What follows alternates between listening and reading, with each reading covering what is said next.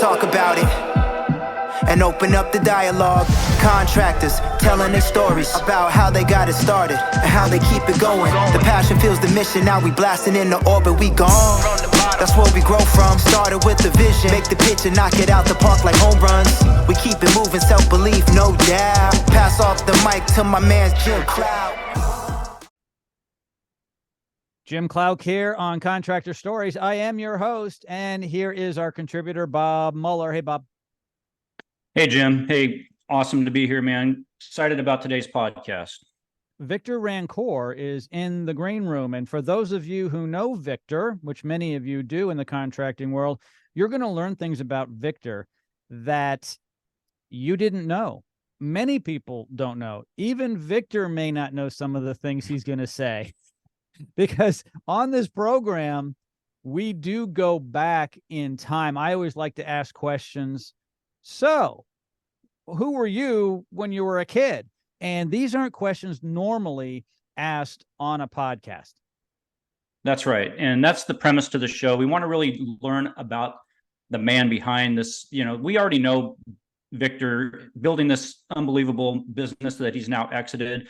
He puts on these big events. He's a big personality.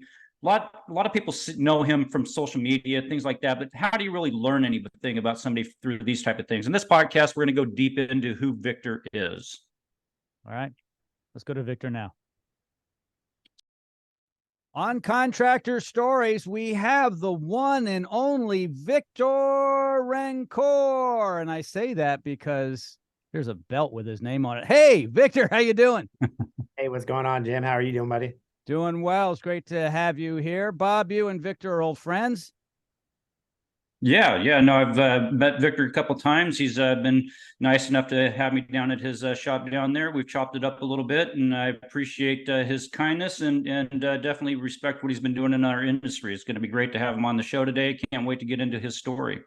There should be no one watching this, Victor, who doesn't know who you are, because we are here for the contractor so they can hear and learn more about you on Contractor Stories. You do podcasts yourself. You've been on many, but I don't think you've been on one like this, because the Contractor Stories, we go back in time and we bring it all the way up to today because we want to know what's going on with the man behind the business. So, are you ready for this? I'm ready, man. Like I've always been an open book, so as I guess open up the book a little bit more and you learn about me. And I think a lot of people don't. There's a lot of stuff people don't know about me, and I think it'll be good to kind of get it out there so they kind of understand like what makes me tick and stuff, man. Yeah. So I like to go back in time, and this is a common question I ask people. Let's go back to when you were a kid, which wasn't that long ago because you are a young guy. But let's go back to the 10-year-old Victor.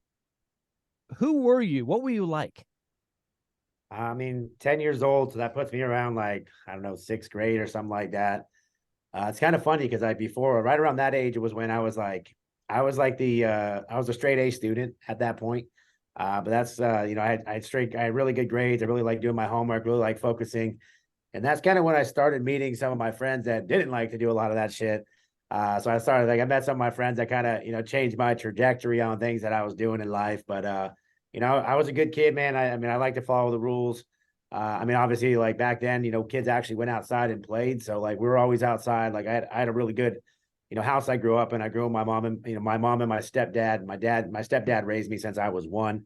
At that point, I never met my biological dad. So I had a dad that raised me. He's my dad to this day. Obviously I've met my biological dad since then. But I had a good childhood, man. Like my mom was in sales. My dad worked at Home Depot.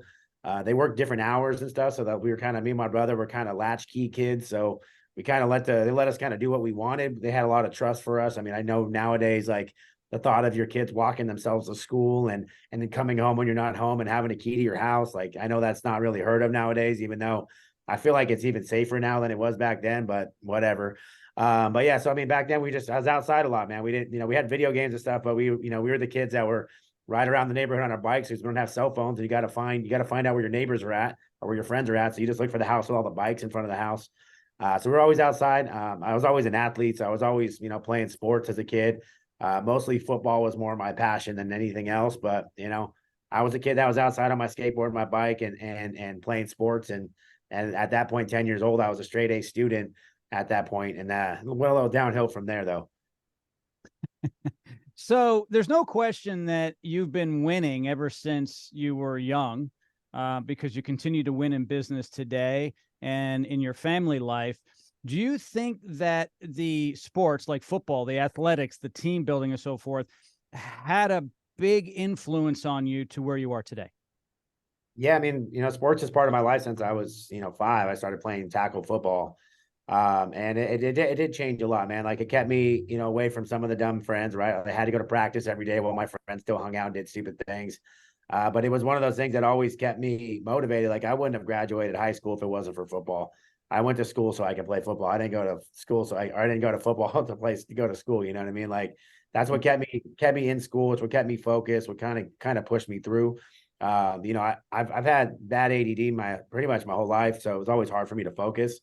And one of the things that I always dealt with was like football. Football is the only reason I went to school. Otherwise, I could barely focus on anything. So, yeah, I mean, it's been good, but also, I grew up playing quarterback, so I was always a leader. I was always the guy that kind of got people motivated.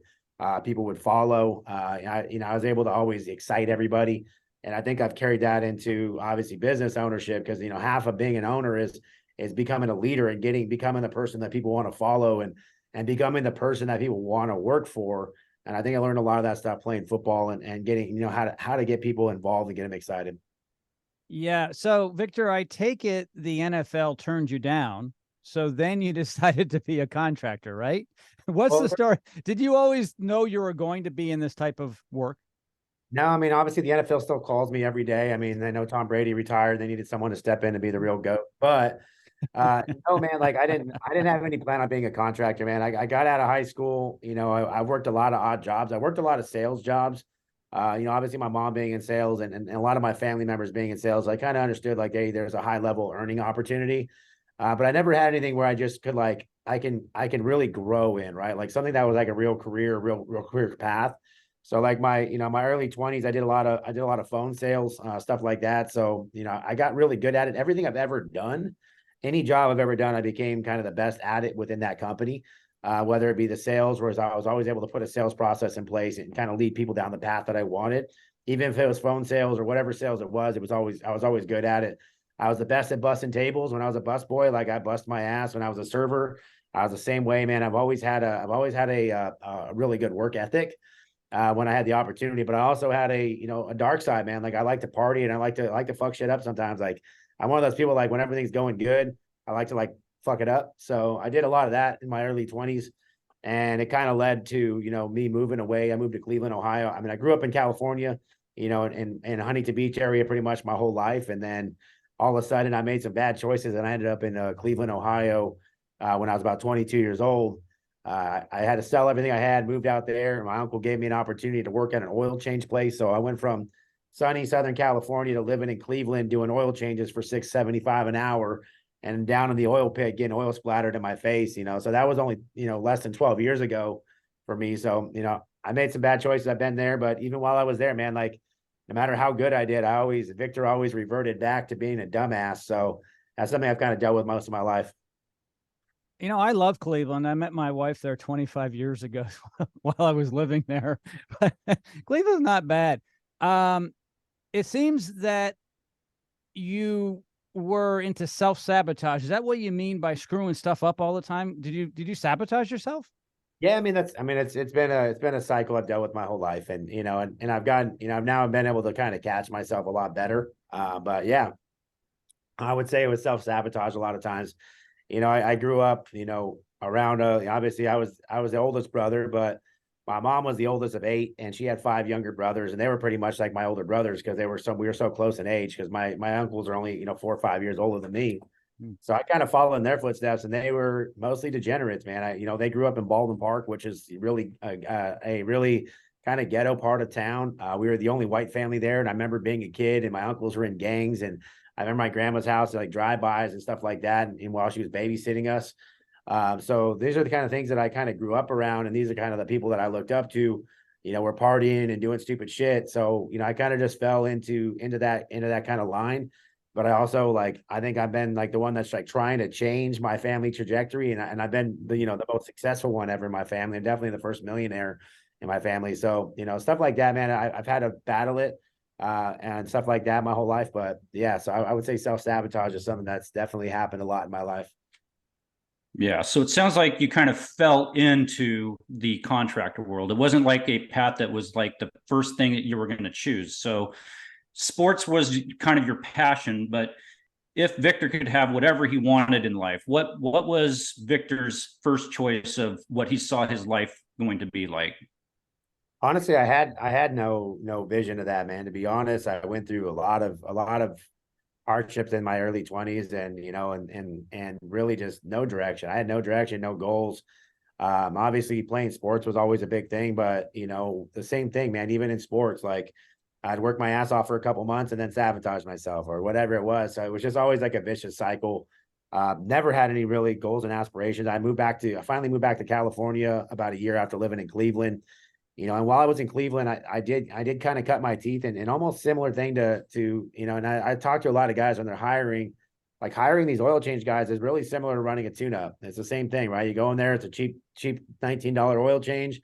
Next, you're spending $250 and you got, filters and all this extra stuff, and you're merchandising, right? So I really got to learn how to merchandise while I was there. So when I was working in Cleveland, the store that I worked at was the 32nd worst store in the whole company, and there's 32 stores. And when I got there, I was a guy in the oil pit, and the only way to get out of the oil pit is learn how to sell and merchandise stuff. So I said, hey, like, give me an opportunity to get out of the oil pit. So they gave me an opportunity. I went up there and I crushed it. I turned the 32nd store into the #1 store. And like I said, everything I've ever really put effort into, I became the top at it. So I became the quickest to ever become a manager there. Obviously, I became a manager, and it got me a whole whopping like $8 an hour. So like, it wasn't like it was a big upswing in money.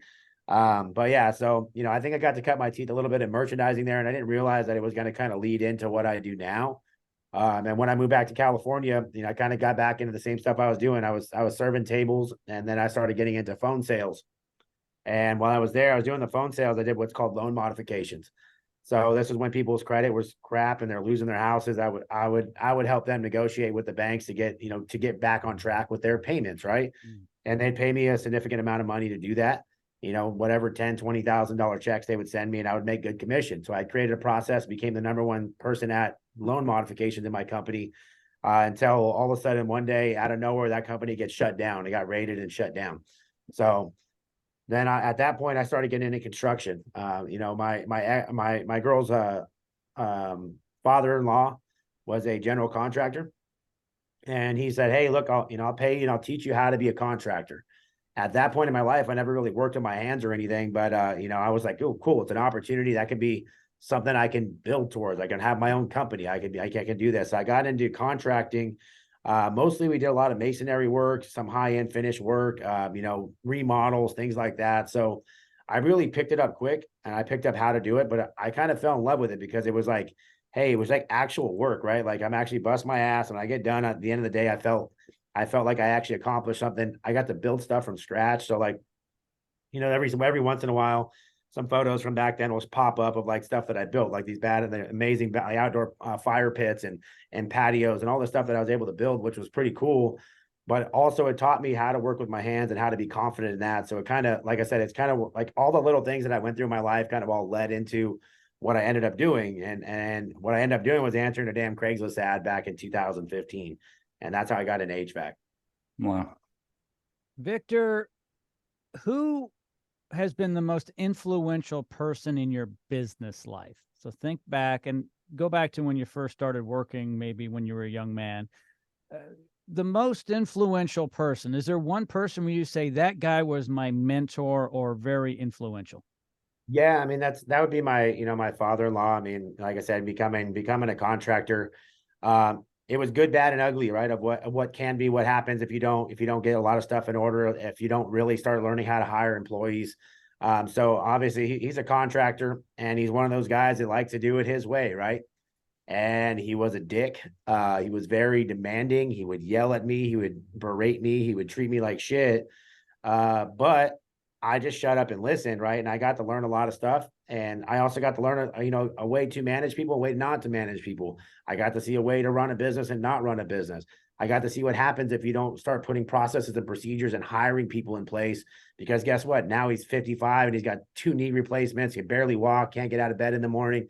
So I got to see, the good, bad, and ugly of the contracting business, and what happens if you don't take it serious and don't build a business and try to do it all yourself, and what happens to your body. So, I would say it's kind of crazy. Like, even when I'm working on stuff nowadays, like some of the stuff that he used to yell at me, like I'll be doing it and I'm like, all of a sudden I have like a fucking PTSD of him yelling at me, but it reminded me of like, oh no, you gotta do it this way. So yeah, he taught me a lot. His name was Harry. Harry was he's exactly what every contractor turns out to be if they don't build a real business. And I feel bad for him.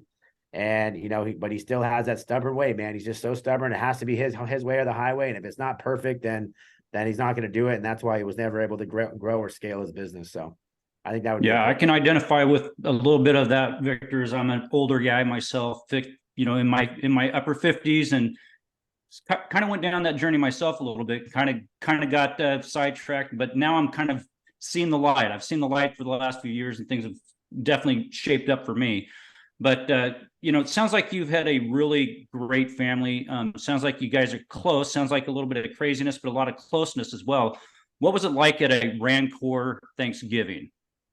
A little wild. I mean, we're a bunch of big dudes. So, I mean, I'm like, I'm almost kind of like the runt compared to some of them, 6'4", 6'5", 6'8". Like we got a bunch of big people in my family. So there's a lot of food going around. Back in the day, it was a lot different.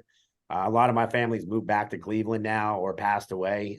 So like now it's like, it's the only people left over here is just me, my brother, and my mom, as far as our family in California. So it's definitely a little bit different now. But back then it was a busy house, right? My mom was the oldest of 8. Everybody had kids. It was a wild place. I think I was always the one that kind of like stood out, like he doesn't belong with some of these idiots, but I still kept hanging out with them. You know what I mean? So it was kind of a blessing they moved away, kind of get away from all that influence and stuff. But yeah, no, it was always fun. I mean, our house growing up was the party house. So like every weekend, everybody come over. We had our pool. We'd always have parties, and the neighbors would party. So back in the day, like people actually, like neighbors used to like talk to each other and hang out with each other. So that was pretty cool. So like I got to grow up in a community. Like we had all of our best friends live right there. All of our parents hung out together, partied together. So we had a good community growing up, and that's where, even with our family events, like we'd host them at our house. And so it was a good childhood. Like I think that a lot of people don't get to live the childhood that I did. But a lot of that stuff changed right after I got out of high school, with my parents getting divorced and things like that. So a lot of that family dynamic changed in my teenage years, and that caused a lot of stuff to change in my life. But yeah, no, growing up was great. It was a lot of fun. Victor, not all of us, but some of us have regrets at some point in our lives. Do you have a regret? And if so, what's the biggest one? I think the biggest regret, right, is when you grow a business fast, you burn a lot of relationships, and a lot of stuff gets pushed to the side, right? Like a lot of people want to see like the success, but they don't see the dark side, right? And this is some of the stuff that I talk about in my book that comes out in November. But there's a lot of things that go in the background, right? Like, when you're so focused on building a business, even your employees, you don't think about your employees as much. You don't think about you don't really enjoy the moment. We went to 5 million for year one, man. Like I didn't really get to enjoy the moment that much. All of a sudden we're 5 million, then we're 12 million. And all of a sudden we're like this massive organization. So I think if I was to look back, I would have slowed down. I would have enjoyed the moment. I would have built more processes and procedures in my business to make it easier on me. I would have went on more vacations. I would have hung out with my kids more. I would have been nicer to a lot of my friends and family and my relationships, the first couple of years. I mean, I was a very, almost like I was a dick, man. Like, but I was so determined on what I wanted and how I wanted it done that I didn't really give a fuck. It was my way or the highway. And I wish there was a lot of relationships that I burned that I wish I could go back and fix. But I think number one thing would be, just to slow down, enjoy the moment, and then spend more time with my kids. They're starting to get older now. My daughter turns 9 next month. She was 4 when I started this business. And, I lost a lot of that connection, relationship with her that I wish that I can go back and get. And, now that's kind of now that I've sold the business and I have time, like I'm just trying to spend some time with my kids and enjoy them and watch them grow up and coach their football teams and all that stuff. So I think that's my biggest regrets. Victor, that being said, would you agree it's very challenging for entrepreneurs, small business owners to be very successful in growing that business and managing that business and also managing the home life? It is. I mean, to do what I've done and what some of these other contractors have done very quickly, it takes everything. Like, people don't realize it was 7 days a week, 365, relentless. Like, I was up early in the morning, work late nights, family vacations. I'm on my phone. I couldn't just shut off. And it's a very challenging thing, but it is possible, right? And this is some of the stuff that, as a coach now and coaching contractors, and these are things that I talk about. Like, how do we make it a priority? How do we put family first, right? And if you put family first and you put your employees first, then everything else we can figure out. But yeah, it's a very challenging thing, and it's just something that, like, nowadays I care more about that, and I think it's hard because we get these blinders on, right? We look at money and we see all these things and we get excited and we have our egos and all this stuff, and especially nowadays, everybody's like, work harder and blah blah blah. Like, you watch all the social media people and got out hustle everybody. Put your family first, and then everything else will work itself out. So I think that's something that, if you're a contractor, you're listening to this and you're working those late nights, it ain't worth it, man. Figure out a way to put the processes in place, or learn how to shut off or take some time with your kids, because your kids are going to be the ones that remember it later, and you don't want to regret that. Yeah. So it sounds like you ran your business kind of like the way that the first part of your life was ran, without a lot of mentorships or a lot of direction, a lot of focus. Speak a little bit about the importance of mentorship now, because it sounds like you've finally figured out that having mentors and a lot of good people around you is a much quicker result in that than there is when you're just trying to build this thing at the pace you were building it at. Yeah, I mean, you talked to me 5 years ago, I wouldn't have listened to a word you said anyways. Like, my mindset was, Victor knows best, and you guys don't know what you're talking about. I thought my shit didn't stink. My head could barely fit through the door because my ego was so big at that time. And I made a lot of mistakes, and I paid, I've paid probably, if I had to count, $10 to $20 million I lost on my education, on things that I could have done differently, things that I would do differently now. Things like, if I was to start the business now, like what I did was impressive, but I would fuck that up. I would be $100 million already by myself. Like, it would have been no question. So there's a lot of things that you learn, a lot of lessons you learn, a lot of stuff that, you overthink, you don't think about, right? Like, you don't think about, that your friends aren't, not, you just let your friends go or do whatever, hire your friends and trust everybody, not put any checks and balances in place, not understand your financials, not understand your cash position, not understand what happens when you finance things and how interest rates matter and all this stuff. So, and all taxes and all this stuff. So you don't realize it as you're growing. And especially if you don't have a business coach or a mentor to kind of reel you in. Like, a lot of my clients, like, they want to be like me, right? They want to move fast. And I'm over here, like, half the time I'm like, here, I'm putting their dog collar on and pulling them back. I'm like, no, relax, bro. You're not ready for it. So, I think that having a mentor is important, but also getting around people that have done it. So a lot of guys, they get around me and they get excited. Some guys, they go through the motions every day, man. People go through the motions so often. They just, they go, mundane. And when they get around someone that's very successful, or someone that moves like I do, it gets them excited. And that's what I like most, is like, my contractor's like, yeah, all the stuff you teach me is great, but, like, dude, you've actually, like, motivated me to, like, what the opportunity is out there. Because right now there's never been more opportunity in the home service space ever. And some of these guys just haven't woke up to realize it. And that's kind of what a lot of my passion is too, is getting guys to realize the opportunity they have. I don't want to do this for 10, 15 years, 20 years, like the old school guys. They want to have this business forever. Dude, you can have this business for 3 to 5 years and become a multimillionaire and go sit on a beach the rest of your life. Or do you want to do this for 30 years? And right now you're going to do it for 30 years. If you follow me and listen to me, I'm going to help you get out in 5 years and make a shit ton of money and become rich and not have to worry about this. This job sucks. This job sucks, especially if you're not making any money. Victor, what is, in your mind, the biggest win you've had in your life, either personal or professional? The biggest win I've had in my life, I think exiting my business, man, it was the biggest. So it was the hardest thing to do mentally.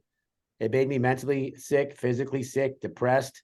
I went through every range of emotion going through selling my business, and I didn't want to do it. I just every day, like, I'd wake up, I'm not doing this. And I had a lot of good friends in my corner that said, look, you just need to pull the trigger, dude, because it's killing you. It's killing you. And I don't care about the money. The money doesn't matter. It was my mental health I didn't realize was deteriorating trying to run this business. I haven't been happy running my business in years. I didn't really want to be part of it. I didn't really like being there. I have such bigger aspirations and goals and things that I was working on outside of my business that I didn't realize that this thing was causing me a lot of depression, a lot of anxiety, a lot of stress that it wasn't even needed. And I think my biggest win was finally accepting that I got to let it go, because first off, I wasn't the leader I needed to be because I wasn't invested in it like I used to be. I was so detached from my family, detached from my friends. It was constant, like always under stress, that when I finally cut the tie on it, right? When I cut the tie on it, it was finally able to be myself again and slow down and open my eyes and realize what's really going on and what really matters. And I think that's probably my biggest win is getting my life back from what I was dealing with every day. And it was a lot. Like, I don't think many people understand what I go through on a daily basis, or the amount of stress, anxiety, and moving pieces. Like my mind is like million, I got, at this point, I got, 12 companies that I own all over the country, plus my training and all this other stuff. Plus I was running 100+ person business every day. It was a lot, man. So I think that was my biggest win is finally getting my life back, which I have now. So like, yeah, most of the time I'm just chilling on the beach or hanging out by the beach nowadays. So it's been nice. That is so awesome. Now, if I'm not mistaken, and I may be wrong, but 12 to 24 months ago, did you not post from a hospital bed? Didn't you end up in the hospital with something? Was it stress, anxiety, panic attack, or something? Yeah, it was about 12, a little over 12 months ago. Yeah. I mean, I had, I was getting bad chest pains and I didn't really know what it was. It ended up not being anything, but I think it was more anxiety based. But like I said, it's, I do things that normal people don't even think or even try to do. And people don't realize, like I said, throwing events is, it's millions of dollars, it's stress. And plus, running a business at the size that I was running at, over 100 employees, and there's all these trucks on the road and there's a lot of cash moving in and out of your bank accounts. And plus I'm trying to do training. Plus I'm trying to be a dad, all these other things, like they all add up. And, doing one of those things is hard. Doing 10 of them is fucking really hard. And I didn't realize, like I said, what I was doing to myself. But it was, I think it goes back to my childhood, right? Like I just, you guys see my social media stuff, and a lot of the stuff is built around ego and just kind of get attention. Like, I mean, I remember being a kid, like I was kind of picked on a lot in elementary school. My ears were this size, but my head was a lot smaller. So I used to get made fun of a lot for my big ears and shit like that. And I wasn't really like, I was more of like a mama's boy than I was like a fighter back then. And now, like if someone says something to me, like, I'm not someone to back down to anything, but back then, like it used to hurt me, and I wanted to be popular. I wanted to be like the guy, right? And I kind of built myself into that. And what happens when you do everything in the spotlight, right? Everything that I do, every post that I make, everybody, like, they don't talk, they don't like it. They won't do anything, say anything on it, but goddamn, that thing goes around to everybody, right? One screenshot and it gets out to everybody. So everybody kind of listens and watches everything that I do. And so I'm always under a microscope, man. I just think that, I think a lot of people don't realize the amount of stress and pressure that I put on myself. And I'm 34, man. Like I started putting all the social media stuff out at, 5 years ago, and I'm a different person than I was then. I'm a different person than I was last year, but people only remember what they remember about you. And I think that, a lot of people, when they meet me, they're like, oh shit, like you're like legit as shit and you work hard. Like, yeah, I'm like, dude, I didn't just show up. Nothing was spoon fed to me. I've been taking care of my parents' bills, my brother's bills, and helping people, for all my friends, for as long as I can remember now. Like I've been taking care of people, my family, for a long time. Like I don't have people that give me anything. This is all I created from scratch, from my idea that my fucking psycho brain has. So We may have touched upon this already, but I love asking people this question. If you could go back in time in your life at any point in time and get a do-over, do it again, what would that be? Now, there's only one, Victor, okay? Because I know we all have a lot of things we'd like to go back and change. Like, gosh, I wish I didn't say that. Wish I didn't take that job. I wish I didn't hire that guy. What's the one thing that pops out?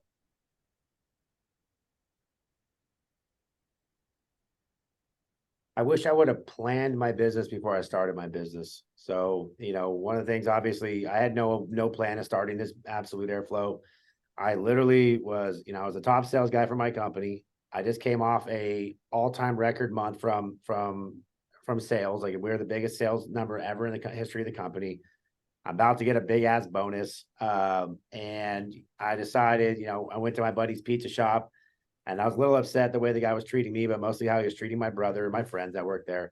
And I remember just having the conversation at the pizza shop, and all of a sudden we have a couple IPAs and it sounds good. Let's start a business, right?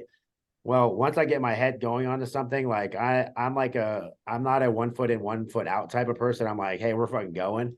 And that night I went home, came up with a business name, came up with all this stuff, and then a couple days goes by, and I'm like, okay, I'm gonna start this business. And then me and my brother, he's gonna start working with me. And I told my brother, I was like, yeah, I'm gonna quit.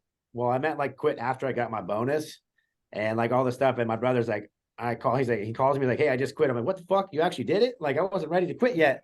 So like all of a sudden we quit my job, and I'm making a shit ton of money, and I'm starting a business. I have no idea what I'm doing, how to start a business, how to attract customers, how to do financials, how to do anything. So it was literally from idea to action in 5 days. Literally idea to a business in 5 days. I didn't have a contractor's license. I didn't have the insurance set up. I didn't know what I was doing as far as marketing. I didn't even know how to. Our first job, we ran it through my friend's pizza shop's credit card processor. Oh. So all of a sudden I get done with an AC job, and then we go run the credit card. My buddy's like, I just bought a $9,000 pizza.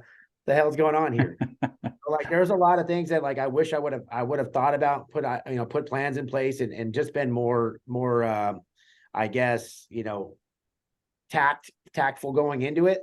But that's just also my personality. Like if you go and like take a DISC test or any of those like personality tests, I'm like I don't think through shit a lot of times. I'm just like I'm an action taker, but like I am a very reactionary person. I'm a very, my ex calls me willy-nilly. Like I just fucking just do whatever I want.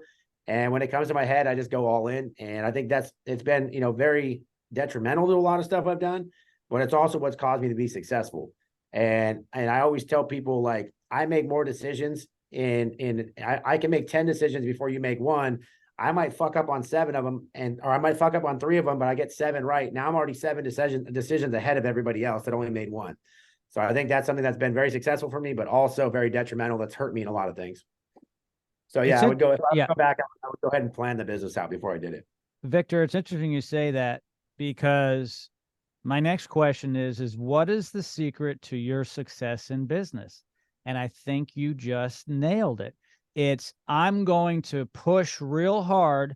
I'm going to make some mistakes, but my momentum is going to allow me to win. Is that true? That's exactly how I feel it. And I also have an unwavering belief in anything that I do. Like I'll go full speed on it, and I'll push and push until I realize until I know for sure that it was wrong. But sometimes you have to believe in what you say. Like so many guys give up so early. Like I'm also like, I look at business and I look at life down the road, right? Like what I do today, like we talked about the events and all the money I put into and all the stress, but like, what's the compound effect of that event over the next 5 to 10 years? What's it going to do to me? What's the compound effect of me posting social media videos every single day for the next 5 to 10 years? What's the compound effect of us creating a podcast and taking our time and doing it? Like, it kind of sucks building a podcast. You all of a sudden, your first one, you're like 80 listeners, like 80, what the heck? I thought this was the best podcast on the planet. And then it takes time, and it starts snowballing, and you start getting 100,000 listens and downloads and all this stuff. So a lot of people want, what's this term? Like they overestimate what they can get done in a year and underestimate what they can get done in 5 years, right? Mm-hmm. Yep. And it's one of those things. It's like you have to just make a decision. You have to go all in, and you have to believe in the process and believe in what you thought about in the first place. Like I knew day one when I started my business, I was like, I what the term is, burn the ships, right? I was all in, and I wanted to build the biggest, best home service company in Southern California. And a short period of time, we built the fastest growing home service company in the country. And we not only did it, we did it the right way. We didn't rob, steal, or cheat. We had some of the best reviews. We took care of our customers. My employees love me. There's not very many people that work for me that will say, hey, look, I don't like that guy. So we did a lot of things right. And it's just because I believed in myself and I kept pushing forward. I think this is a huge success story, Victor and Bob, because you've done something at a young age with such great success in terms of financial success and building a business that you were able to sell. you made a crap load of mistakes, my friend. But the benefit is you're young. When you go to do another project, it's going to be a lot easier and cleaner, and you can help millions of, literally the whole world, if they just go to your events, they buy your book, listen to podcasts. I mean, you are the poster child for what not to do. No offense, but what not to do. And that's how people learn. It's so much better to learn from other people's mistakes, everybody. Learn from Victor. Yeah, I mean, like I said, I enjoy it now. Like, and I look back and I laugh. And a lot of people, like, they would get hung up on some of the mistakes I made. They would just be stuck on it. I'm just like, dude, like, it is what it is. I have an unwavering belief in myself that I'll make my way out of it. I also, like I said, I've learned a lot of people are like, man, you know so much about business. I'm like, yeah, because I've failed so much and I've done a lot more. Like, I joked the other day that I've forgotten more about business at this point than some of these guys know. And it's like, it's reality. I've learned it the hard way. And I've also took my time, like, throwing these events. It didn't start with this. I went to events, right? I would go to events and I would see them and I would learn from them and I'd start listening to people. Then I started getting around winners, the Tommy Mellos and Ishmaels and these guys, and I'd see what they were doing. And I'd get around people that I wanted to be part of. And I go to Andy Elliott's thing and Brad Lee, and I just started meeting these people that I'm like, okay, I want to be like these guys. They've done things that I want to do. And I go and pick their brain to figure out what they did, how they did it. And I'd go and implement, right? Like the biggest thing that I take away from anything in life, right, is action. I didn't become one of the top sales guys in the country because I didn't go ask other people what they did. I took everything in life. No one's doing anything new or original anymore, right? Nobody. It's R&D, right? You take a little bit from everybody else and you rob and duplicate it and make it your own. And everything that I've done, I've learned off of somebody else. I took it from them and I made it my own, and I made it either better or just did it differently than them. But we're all doing the same shit. It's just who can apply it, who can take the information in, and then who can apply it faster. I apply information faster. If I find out something that's going to work, I'm implementing it today. I'm not fucking waiting until next month. And I talk to my clients a lot. I'm like, dude, I've told you all the same shit for months and months and months. You haven't implemented it. I've said, like, you asked me why I won and you're not winning, is because if someone gave me that information, I'd be like, dude, we're implementing it today. This is how we do business going forward. This is a better way. I'm not messing around anymore. And this is how we do it. So many guys are too scared to just pivot and look and find a better way and admit that they were wrong and move on. And that's where you've changed, because you were the guy who wouldn't admit that you were wrong and you didn't want to listen to anyone else. And I've got to say this, Victor, I'm proud of you and congratulations, because at this point in your life, you've gotten to the point where you understand where you were and who you were. And if you kept going down that road, you probably would have ended up dead. Yeah. Like I said, it's a reality, and it's, and I think it's good because I get to see some of my family members in the position they're in, and what happens when you don't change, right? Like, even like I met my biological dad for the first time last year. And when I met him, I've never met the guy in my entire life. I'm 33 years old. He gets out, he walks like me, he talks like me, and he looks like me, but he looks like me if I didn't change my life. If I didn't start making the right choices, that's what I'm going to look like. He's almost 70 years old. He's skinny as all shit. He's a hardcore alcoholic. He has to drink a bottle of alcohol in the morning just to stop shaking. He's sick. He's dying. He's got, stomach cancer. He's burnt every bridge he's ever been part of. His kids don't want to talk to him. And he's living in a shitty apartment in Boston doing odd jobs just to survive. And that's the reality of what could happen to me. And I think it's a good reminder of, first off, thank God that my dad that raised me because he had great work ethic, and he was just a good person, and overall just, taught me how to be a man. Thank God that's who raised me. And then also that, like, dude, like, I have to be right. I have to be better for my kids. I have to do the hard stuff that we don't want to do. I have to do it because I want to make sure that I leave a legacy that matters, and someone that people want to be around when I die. Yeah. Victor, this has been amazing. I wish we could talk all day. We're going to have to go. Yeah, Bob, but he's got any a big last event. words? Yeah, he's got a big event coming up in Austin. This is a time we'd like you to plug that event. Tell us a little bit about what's different this time at this event and what we can expect in Austin, as well as maybe a little bit about your book you got coming out. Yeah, I mean, obviously our event's September 27th through 29th in Austin, Texas. If you've ever been to my events, I try to bring young, exciting people on there, people that are in your shoes that have owned 7, 8, 9-figure, 10-figure businesses in the home service space. I like to make it very actionable. I want you to be able to come in and be able to learn. We do a lot of panels. So you can do a lot of Q&As with these owners. But I brought in some guys that have grown big businesses in small markets, in big markets, have done acquisitions, have done a lot of the stuff that you want to do within your business, or even exited their businesses for a large amount of money. They're going to come in and tell you the actionable stuff the things you can do today to start getting your business ready for that. And also I brought in some of the best motivational speakers on the planet as well. And then if you've ever been to one of my events, I make it really fun, right? Like we throw big after parties. We have our welcome reception that's going to have a live band. We'll have our after party with the live musician. So we do a lot of stuff where you can come and mingle with these people, because a lot of the stuff's learned on stage, but a lot of stuff is the interaction, the people that you meet there. Some of the best people I've ever met and that become good friends of mine, I met at events, just at the after parties, or just hanging out in the hallway and asking questions. And if you do come and you do have tickets, whether you have them or not, or if you show up, don't be shy, man. Ask your questions. You paid the money to get there. Don't stand over in the corner. Go talk to people. Dude, I'm the most outgoing person you'll ever meet. Every event, I will shake everybody's hand. I'll introduce myself to everybody, but don't be scared to ask me. Don't be scared to ask, Wyatt Hemp was with Any Hour, or Lance Bachman, or some of these other guys that are going to be there that have done things that you want to do, because this is your time. Everything you get to do there, you're like, just be open, because every one of those people was in your shoe at some point and asked somebody else for help and got to where they are now. So if you guys want to come out, go to events.callprofitrocket.com. Get signed up. You're not going to regret it. We have a beautiful hotel that we rented out, beautiful venue. I do everything top notch. And like I said, I hope you guys have a great time. And hopefully when you get there, you guys, I'm releasing my first book at the event. It's going to pretty much like a sales Bible. It's everything you need to know about home service sales, from every process that I run, every objection that you can think of, and how to overcome it. Not only how to overcome the objection, but also how to prevent it from even happening in the first place. Because the last thing you want to do is deal with objections at the end of the table. I'm going to teach you some of the stuff and tricks that I did inside the house to make sure that when I got to the table, we didn't have objections. So if you come, that book's going to be released at the event. And then my second book is going to talk about my journey, some of the struggles I went through, and some of the things I would do differently if I was to go back again. That one's going to be released November 15th. So I got 2 books coming out in the next couple of months. And yeah, man, I'm just blessed to be on the podcast. I'm glad you guys asked me. Obviously it's still kind of weird to me. I got imposter syndrome. I go speak at these events and I go do these things, and I still feel like I don't belong. But I'm just blessed to be where I'm at, and I'm just glad that I can help people. And that's kind of where I'm at now in life. I just want to help as many people as I can.